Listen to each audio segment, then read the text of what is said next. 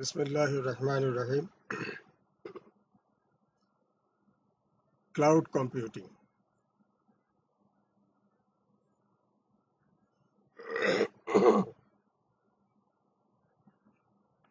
সরকারি বঙ্গবন্ধু মহিলা কলেজের পক্ষ থেকে সকল ছাত্রীদেরকে শুভেচ্ছা ও স্বাগতম। আজকে তোমাদের জন্য একটি চমৎকার একটা ক্লাস নিয়ে আমি উপস্থিত হয়েছি। যদিও ক্লাসটি আরো একদিন আগে করার কথা, আসলে একটু সমস্যার জন্য একদিন দেরি হয়েছে। চমৎকার একটি ক্লাস, যেটা ক্লাউড কম্পিউটিং এটার নাম।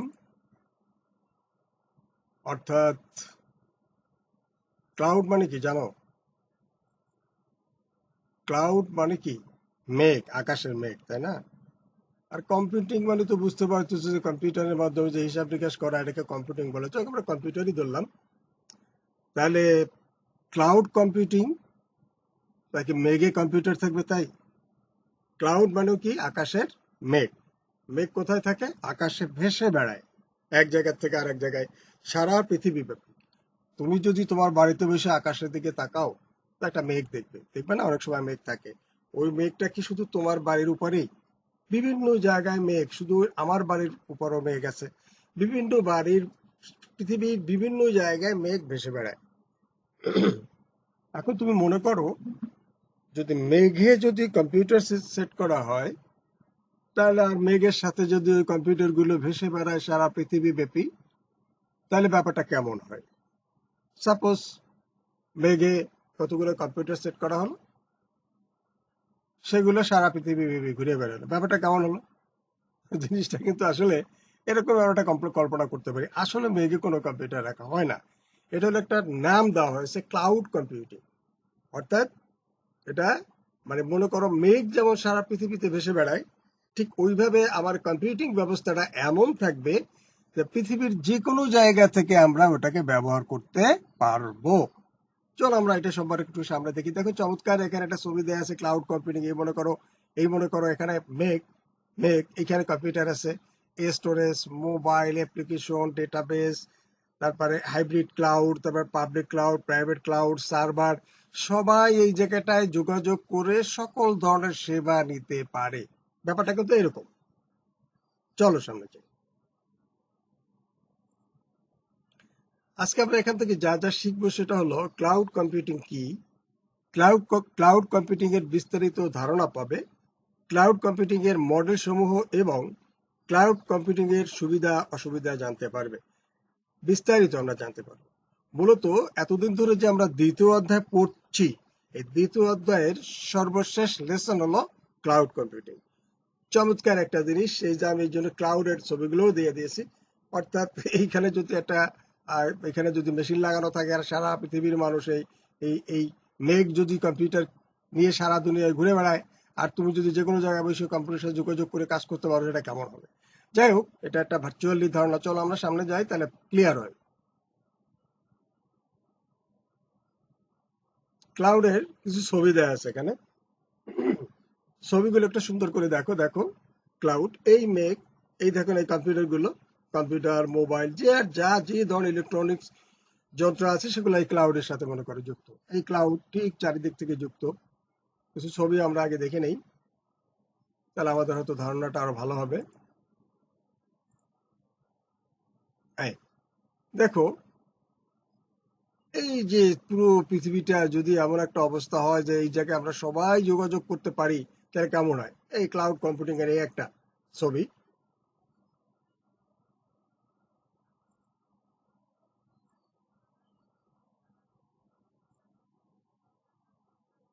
হুম, এই যে মেঘ, এই দেখো কম্পিউটার গুলা নিচে দুনিয়ায় বসে আমরা পৃথিবীতে বিভিন্ন অফিসে, ব্যক্তিগতভাবে ঘরে বসে আমরা ব্যবহার করছি। যোগাযোগ কার সাথে? ক্লাউডের সাথে।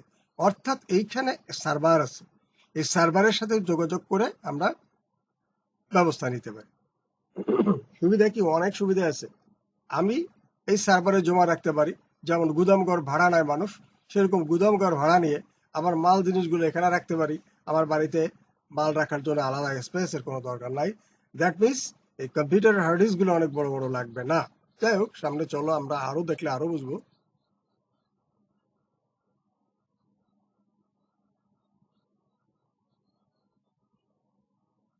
এবারে দেখো, এখানে এ যোগাযোগ করছে, এই লোক যোগাযোগ, এই মোবাইল দিয়ে যোগাযোগ করছে, কম্পিউটার দিয়ে যোগাযোগ করছে, বিভিন্ন ডিভাইস দিয়ে যোগাযোগ করছে।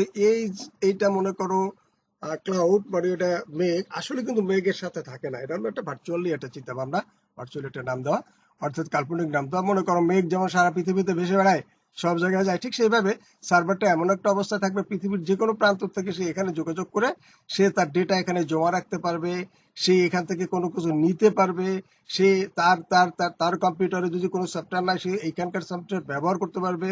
তার কম্পিউটারের কনফিগারেশন যদি লো থাকে, এইখানে হাই কনফিগারেশনের এখানে বিভিন্ন মানে ডিভাইস থাকবে, কম্পোনেন্ট থাকবে, সেগুলো সে ব্যবহার করতে পারবে, ইত্যাদি ইত্যাদি। বুঝতে পেরেছো? অর্থাৎ এইভাবে মেঘে মেঘের সাথে তুলনা করা হয়েছে, আর কিছুই না, এরকম।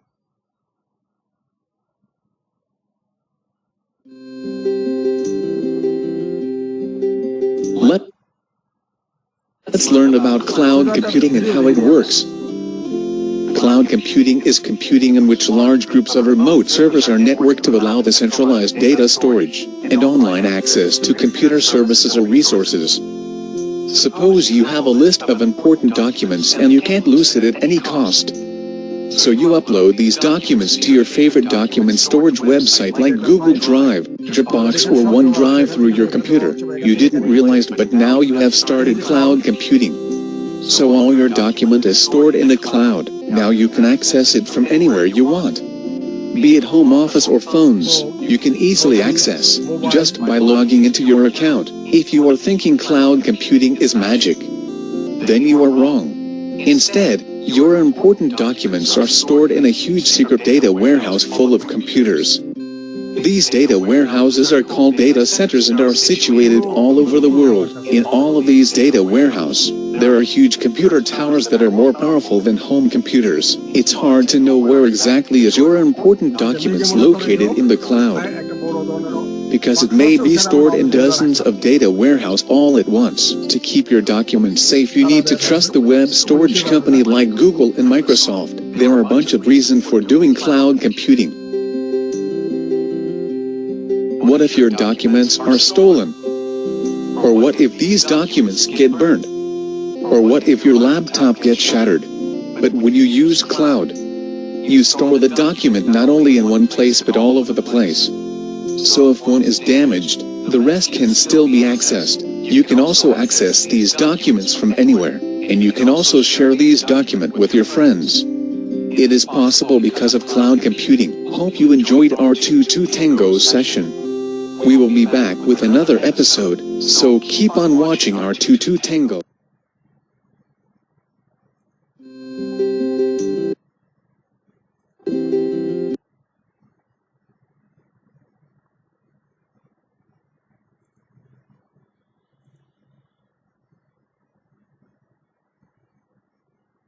ক্লাউড কম্পিউটিং, ইন্টারনেট নির্ভর কম্পিউটিং হচ্ছে ক্লাউড কম্পিউটিং।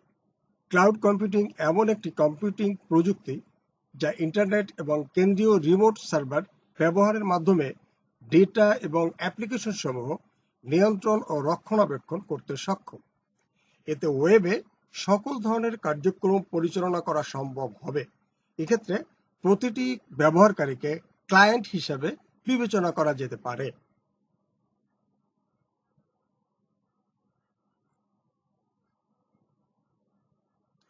মার্কিন যুক্তরাষ্ট্রের national institute of standard and testing NIST অনুসারে ক্লাউড কম্পিউটিং এর সংজ্ঞা হলো, ক্লাউড কম্পিউটিং হলো ক্রেতার তথ্য ও বিভিন্ন অ্যাপ্লিকেশনকে কোনো সেবাদাতার সিস্টেমে আউটসোর্স করার এমন একটি মডেল যাতে 3টি বৈশিষ্ট্য থাকবে: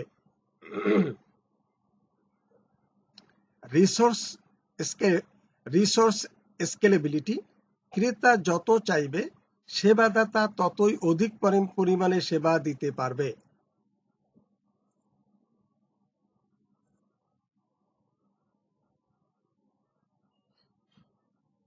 আচ্ছা, এখন একটু তোমাদের অন্যভাবে কিছু একটু কথা বলি, তারপরে আমরা সামনে যাই। এই যে ক্লাউড কম্পিউটিং নিয়ে এতক্ষণ তোমরা ছবি দেখলা, ছোট একটা ভিডিও দেখলা, আমি কিছু অল্প স্বল্প কিছু কথা বললাম। ব্যাপারটা এখন বোঝো। মনে করো একটা বড় একটা সার্ভার পৃথিবীর বিভিন্ন, মনে করো না এটাই এখন আছে, একটা বড় ধরনের সার্ভার, যেখানে একটা গুদাম ঘর, বড় একটা বাক্স, তুমি যে মাল জিনিস রাখবা সেখানে গিয়ে রেখে আসতেছো। তোমার ওই মাল জিনিস রাখার জন্য আলাদা কোনো ঘর তৈরি করা লাগতেছে না, সেখানে রাখতেছো। ওখানে গুদামের কি করলা, তুমি ভাড়া দেবা। যারা ব্যবসা করে তারা মাল রাখে না গুদামে, গুদাম ভাড়া করে মাল রাখে না, সেখান থেকে এনে এনে বিক্রি করবে, ব্যাস। যখন দরকার সে ভাড়া নিবে, যখন দরকার না সে ছেড়ে দিবে, ভাড়া দেওয়া লাগবে না।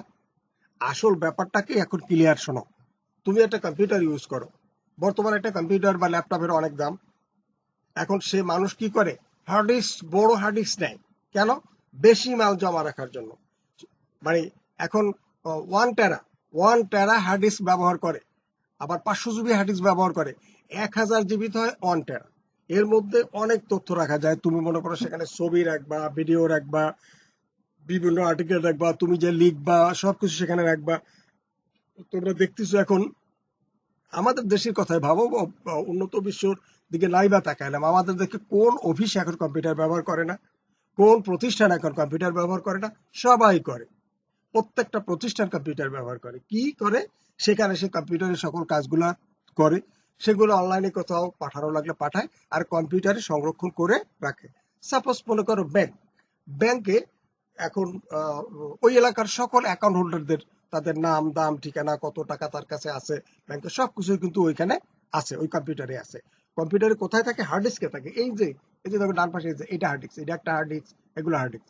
এই হার্ড ডিস্ক গুলো 500 জিবি নর্মালি, এখন 1000 জিবি, এটা 1000 জিবি, অর্থাৎ 1 টেরা বাই হার্ড ডিস্কের এখন বেশি চাহিদা। এরা এর মধ্যে তথ্যগুলো জমা রাখে। তাহলে এখন তুমি বলতে পারো যে স্যার এর মধ্যে যদি ভরে যায় তথ্য, তখন কি করবে? আর একটা হার্ড ডিস্ক ব্যবহার করবে। আর সাধারণত এরা করে কি জানো? ব্যাকআপ রাখে, ব্যাকআপ। অর্থাৎ যে তথ্যগুলো সে রাখলো, সেই তথ্য কম্পিউটারে, অর্থাৎ একটা হার্ড ডিস্কে কপি করে ওগুলো আলাদা রেখে দেয়। আর কম্পিউটারে একটা হার্ড ডিস্ক লাগানো থাকে, ওটাও থাকে, আর ওর জন্য আলাদা আর একটা কিন্তু এক্সট্রা রেখে দেয়।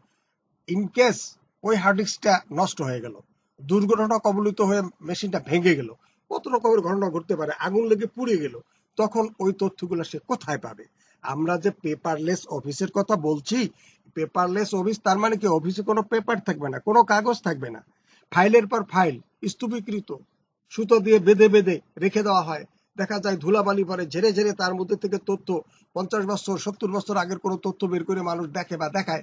এই যে জিনিসগুলা এখন উন্নত বিশ্বে তো অলরেডি পেপারলেস হয়ে গেছে, আমাদের দেশও কিন্তু ডিজিটালাইজড হয়েছে। এরাও কিন্তু চাচ্ছে যে পেপারলেস অফিস হবে, অর্থাৎ আমার সকল তথ্যগুলো থাকবে কোথায়? কম্পিউটারের হার্ড ড্রাইভে। এই হার্ড ড্রাইভের মধ্যে থাকবে। তাহলে আমার আর ওই যে বড় বড় এক একটা ফাইলগুলো তাকের পর তাক, বিশাল বিশাল এক একটা সেলফ তৈরি করে তার মধ্যে রাখা, 50 বছর 100 বছর আগের জিনিস কত কিছু সংরক্ষণ করতে হয়, তাই না? তারপরে সেটা পোকায় ধরে খেয়ে ফেলতে পারে, অথবা অ্যাক্সিডেন্ট, কোনো ঝড় বা প্রাকৃতিক দুর্যোগের জন্য সেটা পানি লেগে ভেজে যেতে পারে। বিভিন্ন কারণে অকারণে মানুষ কিন্তু এখন পেপারলেসের দিকে যাচ্ছে। অর্থাৎ এইভাবে হার্ড ড্রাইভে যদি আমি এখন এখানে যদি ডিজিটাল তথ্য আমরা রাখতে পারি, তাহলে কিন্তু আমাদের ওই দুশ্চিন্তাটা থাকে না যে এটা নষ্ট হতে পারে। কিন্তু হ্যাঁ, আমার এই হার্ড ডিস্কটাও তো নষ্ট হতে পারে। এটা নষ্ট হয়ে গেলে তখন আমি কই পাবো? এর জন্য ব্যাকআপ অন্য হার্ড ডিস্কে রাখা হয়, যেগুলো গুরুত্বপূর্ণ প্রতিষ্ঠান, বিশেষ করে ব্যাংকে যত তথ্য কম্পিউটার হার্ড ডিস্কে আছে, ওর আলাদা এক্সট্রা আরো অনেক হার্ড ডিস্ক রাখা হয়, যার মধ্যে কপি করে রাখা হয়। যদি ওইটা সমস্যা, এখান থেকে আমার তথ্যগুলো তাতে সে ব্যাকআপ পায়। যাই হোক, এখন আমরা কি করি দেখুন, আমরা আমরা মনে করো অফিসে, যেমন সাপোজ আমার কথাই বলো, বুঝো, আমরা আমাদের যে কলেজ আছে, আমাদের কলেজে তো কম্পিউটারে কাজ করা হয়, তাই না? তোমরা ভালো করে জানো যে ওখানে বিভিন্ন কাজের জন্য আমি সহযোগিতা করে থাকি। আমাদের যারা কাজ করেন, যারা অফিসে আসেন, তাদের কাজ তারা কিন্তু এই হার্ড ডিস্কের মধ্যেই জমা রাখে। এখন একটা জিনিস, তথ্য যদি এক জায়গা থেকে আর এক জায়গায় নিতে হয়, তখন কি করে? এই দেখো বাম পাশে আমি কি রাখছি, এগুলোকে বলা হয় পেন ড্রাইভ। কি বলে বলো তো? Pen drive. এই পেন ড্রাইভ বা ক্যাশ মেমোরি, এই পেন ড্রাইভ কম্পিউটারে লাগিয়ে এখান থেকে তথ্য কপি করে আমরা নিয়ে আবার আরেকটা কম্পিউটারে লাগিয়ে সেখানে আমরা কাজ করতে পারি। ব্যাপারটা বুঝে গেছে? সেটা কিন্তু তোমরা দেখেছো, যারা অল্প স্বল্প কম্পিউটার চালাতে জানো তারা দেখেছো, আর যারা না জানো তারাও জানো যে এরকম পেন ড্রাইভ পাওয়া যায়।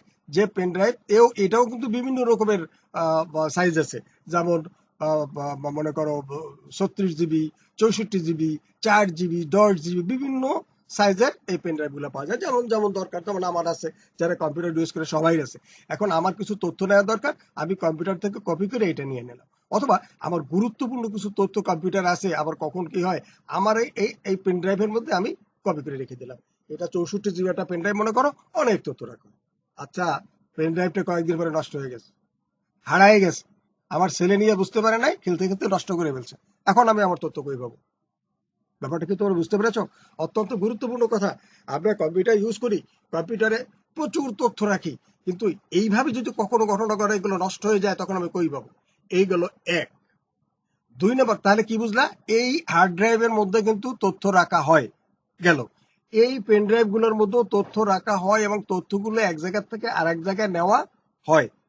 আরেকটা জিনিস দেখবা, আরেকটা জিনিস দেখাচ্ছে, দেখো। এটা তোমরা কোনোদিন দেখোই নি, আর হয়তো দেখবাও না। এটা আমি যখন প্রথম কম্পিউটার ইউজ করা শুরু করেছি, সেই সময় কিন্তু আমি পেয়েছিলাম, যারা অনেক সিনিয়র কম্পিউটার ইউজ করা তাদেরকে জিজ্ঞেস করে দেখো। এইটার নাম ফ্লপি ডিস্ক, এই যে ডান পাশে থাকা ফ্লপি ডিস্ক, এটাও কিন্তু একটা মেমোরি, জানো? এইটা আমি যখন এখন দেখালাম পেন ড্রাইভ, পেন ড্রাইভের মাধ্যমে আমরা কি তথ্য এক জায়গা থেকে আরেক জায়গায় নিয়ে যাই।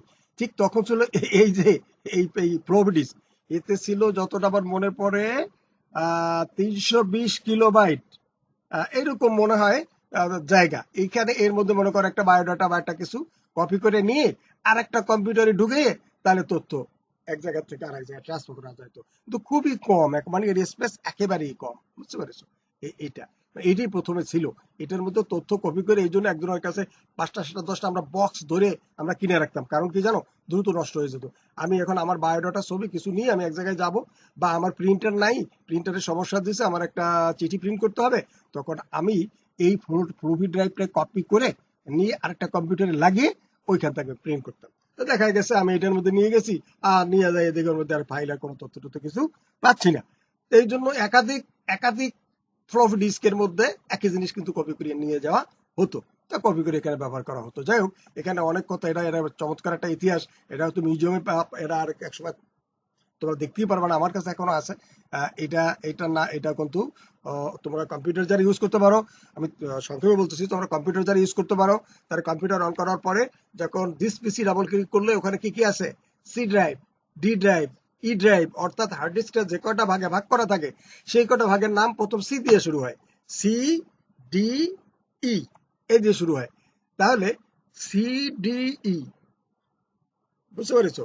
তাহলে ওই বি নাই, সি, ডি, ই, সি, বিও কিন্তু ছিল, এও ছিল, এইগুলা হচ্ছিল বি, বুঝছো? সি, এইটার নাম ছিল সি ড্রাইভ, ডি ড্রাইভ, হ্যাঁ, এটার নাম ছিল বি। এই জন্য এই একবার নাম দেওয়া হয়েছে, এই জন্য ওইটা এখন আর কম্পিউটারে শো করে না। যাই হোক, ওদিকে আমরা যাবো না। তাহলে আমরা কি দেখছিলাম?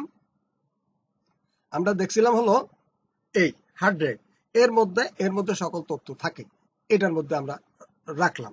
আচ্ছা, এখন কথা হলো যে একটা কম্পিউটারের দাম 30,000 40,000 টাকা, একটা ল্যাপটপ কিন্তু আমার লাগতেছে 40,000 টাকা। এর মধ্যে আমার 1 টেরাবাইট একটা হার্ড ডিস্ক আছে, এর মধ্যে আবার তথ্য রাখতেছি, তাই না? আমার অনেক ব্যয়বহুল ব্যাপার।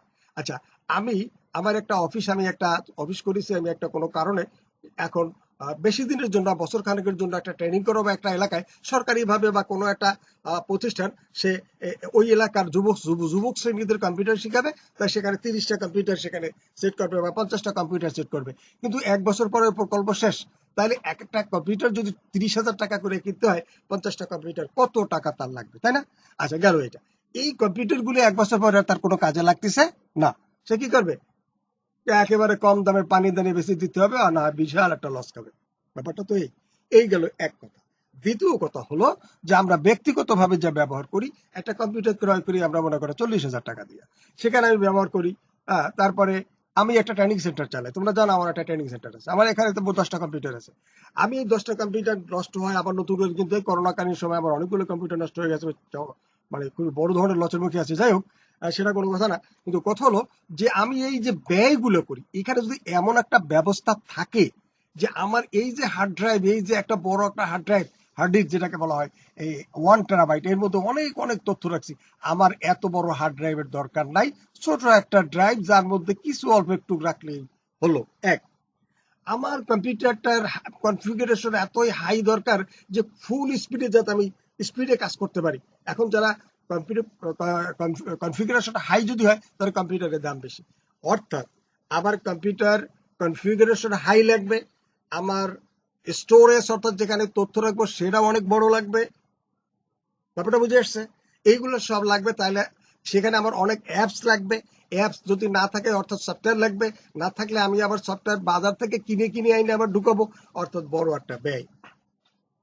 এমন একটা ব্যবস্থা যদি হয়, খুব খেয়াল করে কথা শুনবে কিন্তু, এমন একটা ব্যবস্থা যদি হয় যে তুমি মাত্র 5 থেকে 6 হাজার টাকা একটা কম্পিউটার কিনলা, তার মধ্যে সব জিনিসই আছে কিন্তু সব কম দামের, ছোট্ট একটা হার্ড ড্রাইভ অল্প একটু জমা রাখা যাবে, কনফিগারেশন গুলো একদম লো সব, কিন্তু ওর সাথে ইন্টারনেট যে কানেক্ট আছে, হাই স্পিডের ইন্টারনেট, এই হাই স্পিডের ইন্টারনেটের মাধ্যমে একটা সার্ভারের সাথে তুমি লিঙ্ক করতে পারতেছো, যুক্ত হতে পারতেছো, এই সিস্টেমটা আছে।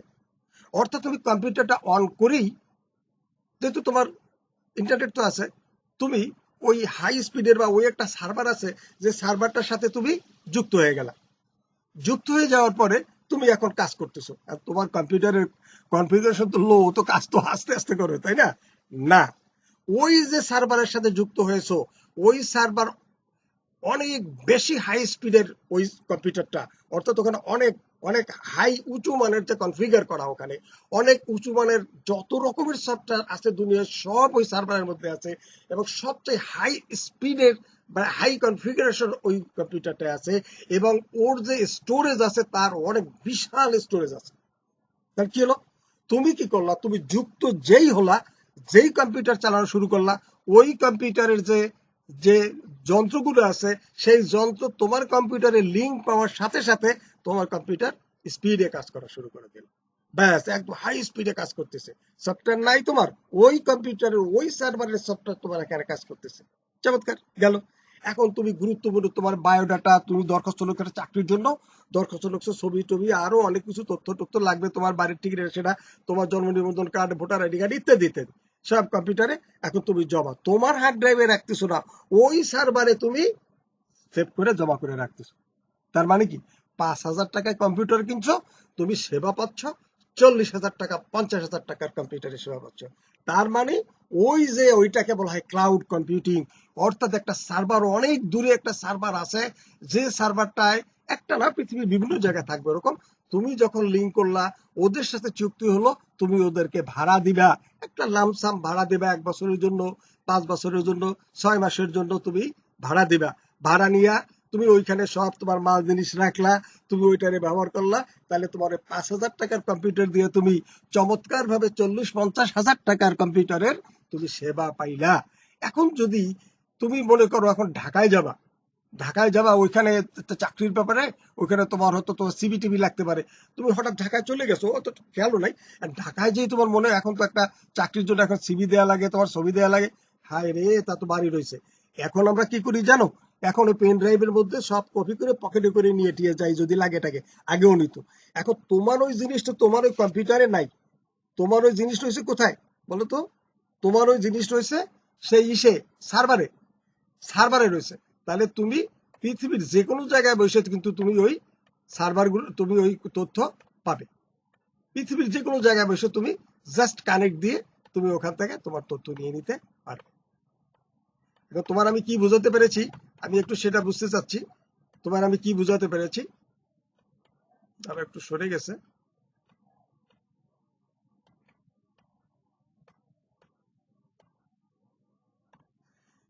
এখন আমি আর একটু আবার সংক্ষেপে বলি। অর্থাৎ ক্লাউড কম্পিউটিং মানে হলো, একটা কম্পিউটার থাকবে, অত্যন্ত শক্তিশালী একটা কম্পিউটার, যে কম্পিউটারের সাথে তুমি যদি যুক্ত হও, অর্থাৎ তুমি সেখানে ভাড়ার বিনিময়ে তুমি সেখানে জায়গা নিবা, সেখানে সকল তথ্য তুমি সেখানে জমা রাখবা, ওই কম্পিউটার তুমি ব্যবহার করবা, ওদের হাই কনফিগারের শক্তি ব্যবহার করবা, ওদের সফটওয়্যার ব্যবহার করবা, ওইখানে জমা রাখবা। পৃথিবীর যে কোনো প্রান্তে গিয়ে তোমার যদি কোনো তথ্য দরকার হয়, সেখানে বসে ওই সার্ভার থেকে নিতে পারবা। তাতে তোমার পকেটে করে পেন ড্রাইভ নিয়ে যাইতে হবে না, তোমার হার্ড ডিস্ক নিয়ে যাইতে হবে না, তোমার ল্যাপটপ নিয়ে যাইতে হবে না, দুনিয়ার কোনো কিছু নিয়ে যাইতে হবে না, সব ওইখানে জমা থাকবে, পৃথিবীর যে কোনো জায়গায় বসে পাবা। ব্যাপারটা কেমন হলো বলো? বাজারে কোনো দোকানদার মাল বিক্রি করতেছে, সে মাল বিক্রি করতে যায় গুদাম ঘর ভাড়া করে আর মাল রাখছে, আর সে চলে গেছে ফরিদপুর যে দেখে যে মাল বেচা যাচ্ছে, তাহলে ওইখানে বসে কি তোমার এইখানের গুদামের মাল কি পাবে? পাবে না আসলে। আর এই ক্লাউড কম্পিউটিং এ তুমি যত তথ্য রাখবা, দুনিয়ার যে কোনো প্রান্তে গিয়ে এই মাল তুমি পাবা। এইটাই হলো ক্লাউড কম্পিউটিং। নাম দিছে ভার্চুয়ালি, অর্থাৎ ক্লাউড, অর্থাৎ মেঘ যেমন সারা পৃথিবীতে ভেসে বেড়ায়, এরকম সারা পৃথিবী ব্যাপী যে কেউ ওর সাথে লিঙ্ক করে কোনো মাল জিনিস রাখার জন্য তার ঘরে কোনো স্টোরেজ, তার কম্পিউটারে কোনো স্টোরেজের দরকার নাই, সব স্টোরেজ ওই সার্ভারে থাকবে, ওইখান থেকে যে কোনো সময় নিয়ে যেতে পারবে। আমি এটা, আমার 30টা 50টা কম্পিউটার লাগবে, আমি মাত্র 3-4 হাজার টাকা দামের একটা ওই সময় তৈরি হয়ে যাবো, আমরা পেয়ে যাবো, কিনে আমি সব ওই সার্ভারের সাথে চুক্তি করলাম, 1 বছর তোমাদের সার্ভার ব্যবহার করব, আমি সেখানে টাকা দিলাম, ব্যাস আমি 1 বছর ব্যবহার করে ওই কম দামের জিনিসগুলো আবার এক জায়গায় দিয়ে দিলাম, তাহলে আমার এত বড় লস হবে না। এই সুবিধার জন্য কিন্তু এই ক্লাউড কম্পিউটিং উন্নত বিশ্বে অলরেডি চলে আসছে, আমরাও কিন্তু পেয়ে যাব। আমাদের এখানে এখনো আমরা অতটা ব্যবহার করি না, কিন্তু পেয়ে যাবো। তারপর আমি তোমাদের বলি, ক্লাউড কম্পিউটিং তুমি এমনি ফ্রিও পেতে পারো, যেমন তোমার কি বলে ফেসবুকে অ্যালবাম করে রাখতে পারো, গুগল ড্রাইভে তথ্য রাখতে পারো, পয়সা দেওয়া লাগবে না, গুগল ড্রাইভে রাখার মতো আছে, অল্প 15 জিবি রাখা যায়। যাই হোক, এখন তাহলে ক্লাউড কম্পিউটিং বলতে তোমরা কি বুঝতে পেরেছো ব্যাপারটা? অর্থাৎ আলাদা আরেকটা কম্পিউটার শক্তিশালী তোমার বাড়ি বসে, বাগানে বসে, জাগরে বসে, যে কোনো জায়গায় বসে ব্যবহার করবা, অল্প দামের কম্পিউটার, মোবাইল দিয়ে মোবাইলের সাথে যুক্ত করে করতে পারবা, তোমার কোনো স্টোরেজ লাগবে না, পৃথিবীর যে কোনো জায়গায় বসে তুমি সেটার সেবা পাবা। চলো, এখন আমি অনেকখানি কথা বললাম, এই ফ্লোপি ডিস্কও তোমাদের দেখাই দিলাম, একসময় এরকম ছিল, এতে করে তথ্য এক জায়গা থেকে আরেক জায়গায় নিয়ে যেত, ক্লাসে গেলে মনে করে দিও, আমি ফ্লোপি সম্পর্কে আর চমৎকার আরেকটা বর্ণনা তোমাদের দিয়ে দেবো। যাই হোক, আনডিমান্ড সেবা, ক্রেতা যখন চাইবে তখনই সেবা দিতে পারবে, ক্রেতা তার ইচ্ছা মতো যখন খুশি তখন তার চাহিদা বাড়াতে কমাতে পারবে। তোমার এখন স্টোরেজ বেশি লাগতেছে, তুমি একটু বাড়াই নেবা, কম লাগতেছে একটু কমাই নেবা। ক্রেতাকে আগে থেকে কোনো সার্ভিস রিজার্ভ করতে হবে না, ক্রেতা যা ব্যবহার করবে তার জন্যই কেবল পয়সা দেবে। অর্থাৎ আগের থেকে যে আমার ওখানে দরখাস্ত করে বসে থাকা লাগবে, বেশি টাকা দেওয়া লাগবে, এমন কোনো কথা না। তোমার যখন লাগবে তখন তুমি ভাড়া নিবা, যখন লাগবে না তুমি আবার ছেড়ে দিবে, তোমার আর পয়সা দেয়া লাগবে না।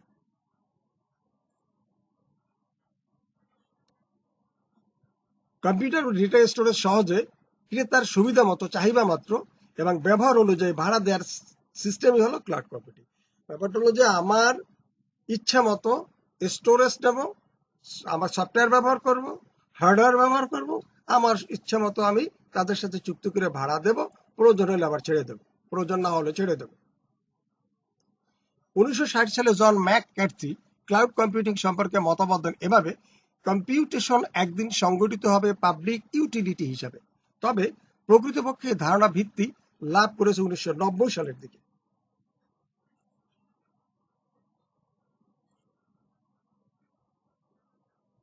$2005 সাল থেকে Amazon.com ইলাস্টিক কম্পিউট ক্লাউড বা EC2 শুরু করে, এরপর আর পেছনে তাকাতে হয়নি ক্লাউড কম্পিউটিংকে। IBM, মাইক্রোসফট, গুগল থেকে শুরু করে প্রচুর কোম্পানি এখন ক্লাউড কম্পিউটিং ব্যবসার সাথে জড়িত। উন্নত বিশ্বে কিন্তু ব্যবসা চলছে, আমরাও হয়তো শীঘ্রই পেয়ে যাব, তখন আমাদের জন্য সুবিধা হবে, এত দামের ল্যাপটপ কম্পিউটার কেনা লাগবে না, এবং আমরাও চাই যত দ্রুত আসে, কারণ বাংলাদেশের মানুষ, বিশেষ করে শিক্ষিত মানুষ তো সবাই এখন ব্যবহার করে, যারা শিক্ষিত না তারাও তো আসলে এই সার্ভিসগুলো নেয়, অনলাইনে ছাড়া তো কিছু এখন পাওয়া যাচ্ছে না, তাই না? এর মডেল, 3টা মডেল আছে। ক্লাউড কম্পিউটিং কি সেবা দিচ্ছে তার ভিত্তিতে ক্লাউডকে 3 ভাগে ভাগ করা যায়। আচ্ছা, একটা হলো ইনফ্রাস্ট্রাকচার অ্যাজ এ সার্ভিস বা অবকাঠামোগত সেবা, অবকাঠামো ভাড়া দেওয়ার সার্ভিস, আর কি, এটা ভাড়া আর কি নেওয়া যায়, এখান থেকে ভাড়া দেওয়া যায়। 2 নম্বর প্ল্যাটফর্ম অ্যাজ এ সার্ভিস, মানে প্ল্যাটফর্ম ভিত্তিক সেবা। এখানে সরাসরি ভার্চুয়াল মেশিন ভাড়া না দিয়ে ভাড়া দেওয়া হয় প্ল্যাটফর্ম, যার উপরে অ্যাপ্লিকেশন তৈরি করতে পারেন ইউজাররা। সফটওয়্যার অ্যাজ এ সার্ভিস বা সফটওয়্যার সেবা। সফটওয়্যার অ্যাজ এ সার্ভিস হলো ক্লাউড ভিত্তিক এমন একটা সেবা যেখানে ইউজাররা ক্লাউডের উপরে চলছে এমন রেডিমেড সফটওয়্যার ব্যবহার করতে পারবে, যেটা আমি তোমাদেরকে আলোচনায় বলছি, যে আমরা যখন ক্লাউড কম্পিউটিং ব্যবহার করব তখন আমরা সেখানকার হার্ডওয়্যার ব্যবহার করতে পারবো, অর্থাৎ যন্ত্রপাতি, এবং সফটওয়্যারও ব্যবহার করতে পারবো, এবং স্টোরেজ অর্থাৎ জমাও রাখতে পারবো। এক কথায় এই 3টা জিনিস কিন্তু আমরা পাচ্ছি। এখানে আরেকটা ছোট একটা ভিডিও আছে, ভিডিওটা খুব দ্রুত আমরা একটু দেখে নেই।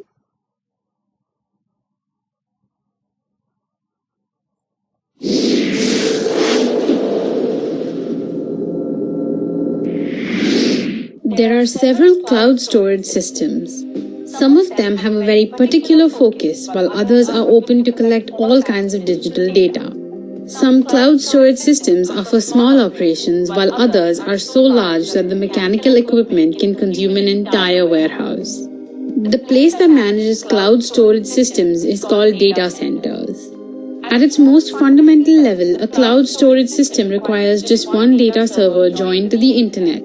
A client, which is a computer user subscribing to a cloud storage service, transfers copies of his files across the internet to the data server, which then writes the information in the cloud storage. When the client wants to recover the information, he or she can access the data server through a web-based interface. The server then either transfers the files back to the client or allows the client to locate and manage the files on the server itself. Before we know how the cloud storage works, we must understand what are the different types of available cloud storage and about their unique features. The on-demand method of cloud storage service and pay-as-you-go payment method have greatly helped the storage users that they just need to pay for the resources used for saving their data for a required period of time. The cost is easy to be determined according to the size of the data created. In most popular cloud storage services, unnecessary data repetition is compulsorily created to ensure data reliability.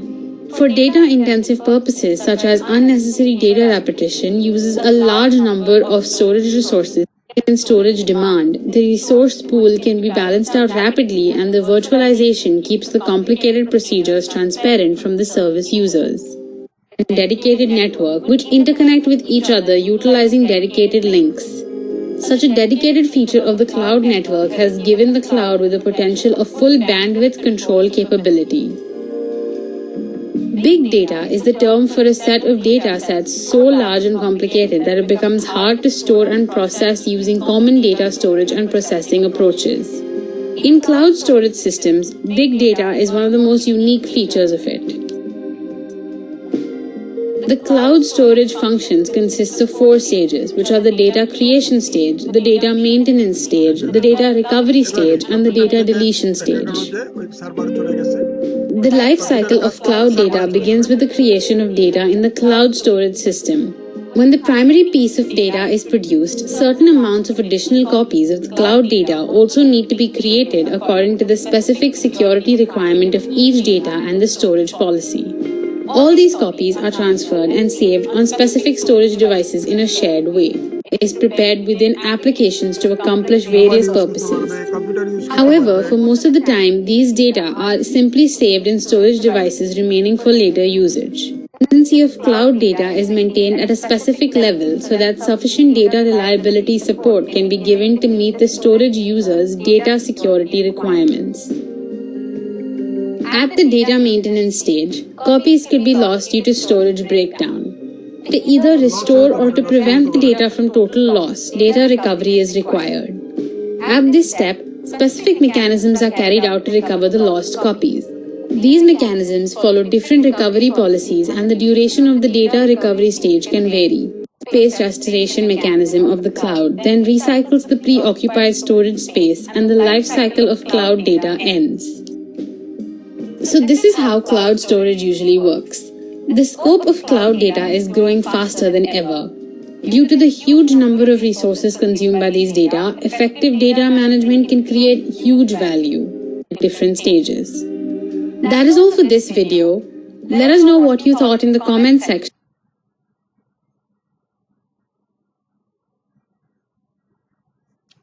সুবিধাগুলো একটু দেখে নাও। অনেক সুবিধা এখানে আমাদের cloud computing এর যে সুবিধা, অপারেটিং খরচ কম, প্রায় সীমাহীন স্টোরেজ সুবিধা, মানে আমার যেখানে স্টোর করবো, জমা রাখবো, সীমাহীন, যত লাগে তত। স্বয়ংক্রিয়ভাবে সফটওয়্যার আপডেট, তোমার কম্পিউটারের সাথে স্বয়ংক্রিয়ভাবে সফটওয়্যার আপডেট হয়ে যাবে। ও রক্ষণাবেক্ষণ, সহজে তথ্য প্রবেশাধিকার, সফটওয়্যার খরচ কম, সহজ প্রাপ্যতা, নিরাপত্তা। ছোট প্রাথমিক উদ্যোক্তাদের জন্য আশীর্বাদ স্বরূপ। উদ্যোক্তা বলতে যারা হয়তো অনেক কিছু কম্পিউটার নিয়ে কোনো কাজবাজ করতে চাচ্ছে, তাদের জন্য আশীর্বাদ স্বরূপ, কারণ অনেক টাকা তাদের এখানে ইনভেস্ট করা লাগবে না। বিজ্ঞানী ও প্রকৌশলী গবেষকদের সুবিধা। চলো একটু এখানে অসুবিধাও তো অবশ্যই থাকে, তাই না? কিছু অসুবিধা তো থাকবেই। অসুবিধা দেখি। নিরাপত্তার বিঘ্ন হতেই পারে, সেখানে কোনো সমস্যা হতে পারে, তবে সেটা আবার রিকভারি করার ব্যবস্থা আছে। সম্পূর্ণ নিজেদের নিয়ন্ত্রণে থাকে না, বিধায় তথ্যের নিরাপত্তা তুলনামূলকভাবে কম। অথচ সেখানে আমাদেরও তো এখানে একটা আইডি থাকবে, সেখানে আমরা আইডি লক করে রাখতে পারবো। তারপরও তো এখনো তো আইডি হ্যাক হচ্ছে, তাই না?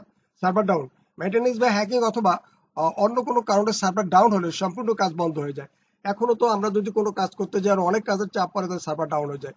কেন? সার্ভার যদি শক্তিশালী না হয়, তো যখন ডাউন হবে তখন তারা আবার শক্তিশালী করে নিবে। ফি প্রদান, নির্ধারিত সময় অন্তর নির্ধারিত ফি দিতে হয়, না দিলে সার্ভিস বন্ধ করে দিলে কাজ বন্ধ হয়ে যায়। ব্যবহারকারী নিয়ন্ত্রণ, প্রোগ্রাম বা অ্যাপ্লিকেশনের উপর ব্যবহারকারীদের নিয়ন্ত্রণ কম থাকে বা থাকে না। প্রশিক্ষণ, সাধারণত কর্মীদের প্রশিক্ষণের প্রয়োজন হয়, এখানে কাজ করতে হলে তো একটু প্রশিক্ষণ লাগবে, তাই না? ইন্টারনেটের উপর নির্ভরশীলতা, যেহেতু এ পদ্ধতি সম্পূর্ণ ইন্টারনেট ভিত্তিক, তাই ইন্টারনেট কানেকশনে কোনো সমস্যা হলে অথবা গতি স্লো হলে অনেক সমস্যা দেখা যায়। ইন্টারনেট স্পিড বেশি লাগবে। স্টোরেজ লিমিট, অধিকাংশ ক্ষেত্রে স্টোরেজের ক্ষেত্রে সীমাবদ্ধতা থাকে, যদি এরকম থাকে তারা আবার সীমাবদ্ধতা বাড়িয়ে দেবে এরকম সমস্যা হলে। স্লো স্পিড, বড় ফাইল আপলোড বা ডাউনলোডে ধীর গতি হতে পারে। এইগুলো হলো কিছু অসুবিধা। যাই হোক, এখানে আমরা ক্লাউড কম্পিউটিং সম্পর্কে অনেক একটু বেশি হলো, আরো কথা বলা যেত, কিন্তু ক্লাস অনেক বড় হয়ে যায়, জন্য বলতে পারিনি। তো যাক, আমরা যদি আবার ক্লাসে ফিরতে পারি মনে যদি তোমরা করে আমাকে বলতে পারো, তা আমি ক্লাউড কম্পিউটিং করে আরো সুন্দরভাবে তোমাদের বুঝিয়ে দেবো। কম্পিউটারের আন্তঃসংযুক্তি ও তথ্য আদান প্রদানের ক্ষেত্রে নেটওয়ার্কিং এর কোনো বিকল্প নেই, পর্যালোচনা করো। একটা পার্ট মূল্যায়ন দেওয়া হলো, এই নেটওয়ার্কিং বলতে একদম কম্পিউটার নেটওয়ার্ক টপোলজি সব সহ এর একটা মূল্যায়ন, এরকম একটা তোমরা চিন্তা ভাবনা করে একটু পড়াশোনা করে রাখবে। আচ্ছা, এবারে আমাদের বাড়ির কাজ তো প্রত্যেকদিনই দেয়া থাকে, তোমরা বাড়ির কাজটা এখান থেকে সুন্দরভাবে করে নেবে। ক্লাউড কম্পিউটিং বলতে কি বোঝায়, ক্লাউড কম্পিউটিং এর মডেল সমূহ আলোচনা করো, ক্লাউড কম্পিউটিং এর সুবিধা অসুবিধা আলোচনা করো। যাই হোক, তাহলে তোমরা সবাই ভালো থাকবে, সুস্থ থাকবে। আজকে আমরা অত্যন্ত গুরুত্বপূর্ণ চমৎকার একটা ক্লাস নিলাম, যেটা ক্লাউড কম্পিউটিং। হয়তো এই ধরনের কোনো ধারণা তোমাদের অনেকের কখনো ছিলও না, বা আসলে থাকার কথাও না। তো এরকম একটা কিছু হতে পারে, আর ভবিষ্যতে আরো আমরা এগুলো পেয়েও যাবো, তুমি ব্যবহার করবো হয়তো, ইনশাল্লাহ আমি ব্যবহার করবো। তো সবাইকে ধন্যবাদ। আজকের মতো তোমরা সবাই ভালো থাকবে, সুস্থ থাকবে, এই কামনায়। আল্লাহ হাফেজ।